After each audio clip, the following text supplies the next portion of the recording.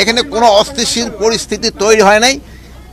পার্শ্ববর্তী দেশের মিডিয়া আমগো সম্বন্ধে অনেক মিথ্যা প্রচার করে, যেটা একমাত্র আপনারা এটা করতে পারেন, কাউন্টার করতে পারেন, যেহেতু আপনারা সত্যি ঘটনা প্রকাশ করে এদের এই মিথ্যা প্রচারটাকে আপনারা মিথ্যাটাকে বন্ধ করে দিতে পারেন।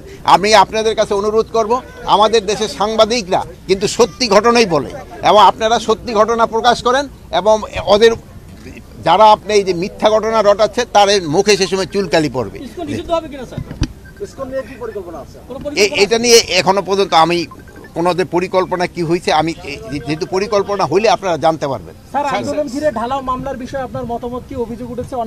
আন্দোলনের ভিতরে ঢালাও মামলার ক্ষেত্রে যারা মিথ্যা মামলা দিচ্ছে আমরা তাদেরও আইনে আওতায় আনবো, এবং এই মিথ্যা মামলা দিয়ে যেন কাউকে শাস্তিতে ভোগ করতে না হয় এই ব্যবস্থা আমরা নিচ্ছি।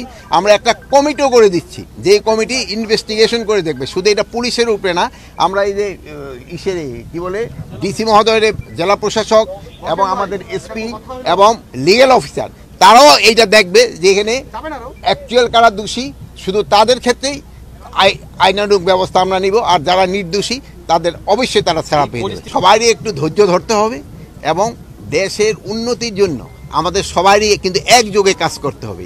আইন শৃঙ্খলা পরিস্থিতি যাই কিছু বলেন না কেন, সব কিছুই কিন্তু আমরা যদি সবাই একসাথে কাজ করি এটা কিন্তু হয়ে যাবে। আপনাকে আমি মিডিয়ার কাছেও আমি অনুরোধ করব, আপনারা সত্যি ঘটনা প্রকাশ করেন, আপনারা সত্যি ঘটনা প্রকাশ করেন।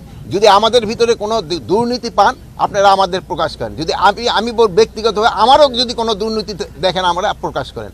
এই যে আপনারা দেখছেন যে পুলিশের হচ্ছে সিলেকশন হচ্ছে, এখানে কোনো ধরনের কোনো রকমের যদি অনিয়ম পান আপনারা প্রকাশ করেন।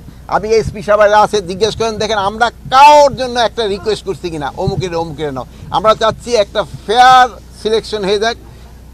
আপনারা আগে সবসময় বলছেন যে পুলিশের ভর্তি বাণিজ্য, কিন্তু এবার কিন্তু কোনো ধরনের বাণিজ্যের কিন্তু আপনারা এখনো দিতে পারেন নাই। যদি কোনো রকমের বাণিজ্য হয়ে থাকে আপনারা জানান, আমরা তাদের এগেইনস্টে অ্যাকশন নিব।